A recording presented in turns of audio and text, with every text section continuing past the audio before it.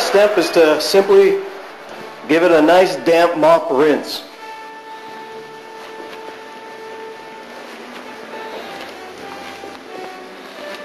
And there you have it. When it's dry, you'll be ready to put wax on.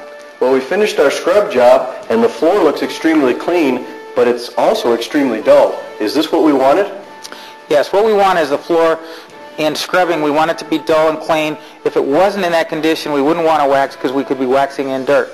So that's the condition that we want the floor to be. Gotcha. Well, it looks like we've got everything we need. We have Decade 90 on the floor already, so we've got our Decade 90. We already have it in the bucket. We've got our wringer, our mop, and our mop handle. But what I don't understand, Kirk, what's this?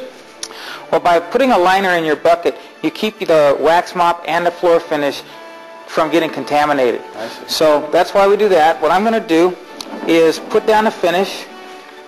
We wring the mop out to where it's not dripping. It has a good amount of product, but it's not dripping at all. Like that. We start off by outlining the area that we're going to be finishing, starting it off at 1 foot away from the wall. Outline our area, and then start filling in the outline.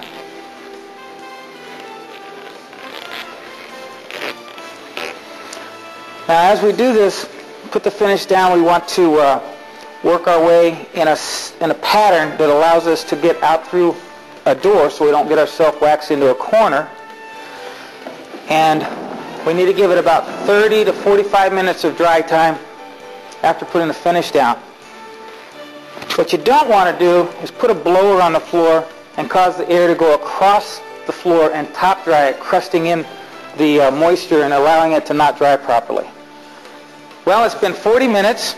The floor feels dry and it's not tacky, so it's time to put down our second coat. And since you put the first one down, I'll put the second one down. And then we'll do it the same way you were talking about earlier, making sure that it's a thin coat. We don't want it dripping coming out of the bucket, and it's not.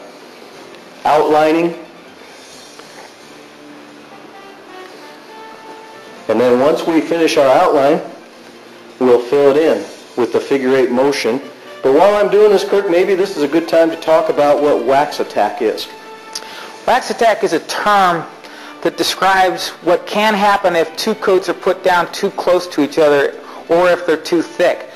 If it hasn't had enough time between coats, they can actually blend together and attack each other's shine, and it'll cause a dull look of the floor. So you want to always give that 30 to 45 minutes between coats. Well, and as I'm coming out here, I'm going to be coming to this edge back here, and since I'm the first coat, you came a foot away from the edge, I'm going to go all the way up against the edge now, making sure that we have really good coverage. You got that bucket for me, huh? Gotcha. Well, the floor looks great. Looks like we'll be back then in about 30 or 45 minutes and check it out. We'll wrap it there. It's been 40 minutes. The floor looks great. Now it's dry to the touch, but how soon can we open up the floor to regular, normal traffic? Well, it's dry to stand on it an hour, but it's not advisable to open it up for traffic for 6 to 8 hours.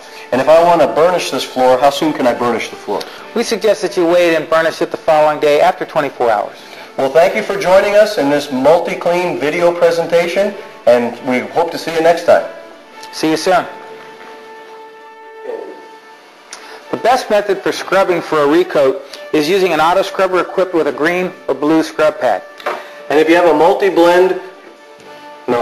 multi-clean cut.